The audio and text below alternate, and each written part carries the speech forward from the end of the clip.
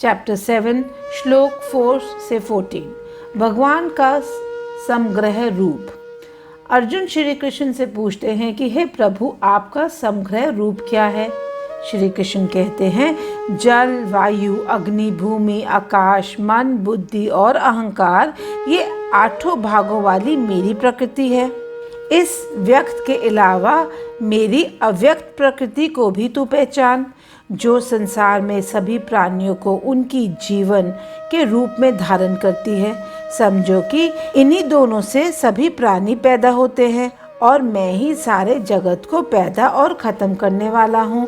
अर्जुन, मुझसे अलग कुछ भी नहीं है।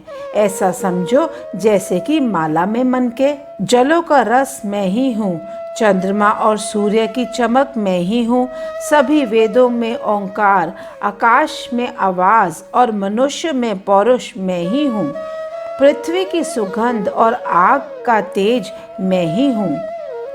हे अर्जुन, सब प्राणियों का सनातन बीज तू मुझे ही मान। बुद्धिमान की बुद्धि और तेजस्वी का तेज मैं ही हूँ, ताकतवर की हवस और ललक रहित ताकत मैं ही हूँ।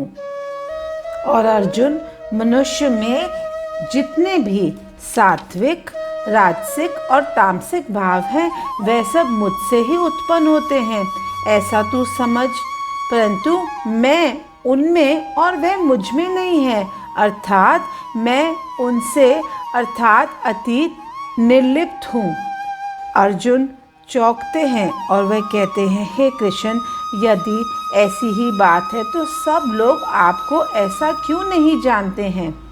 श्री कृष्ण कहते हैं, वह सत्व, रजस और तमस, इन 3 गुणों से मोहित रहते हैं, अर्थात संसार में ही रचे पचे रहते हैं। इसीलिए वह इन 3 गुणों से अतीत और अविनाशी मुझे नहीं जानते हैं। अर्जुन पूछते हैं, तो हे कृष्ण, फिर आपको कौन जानता है।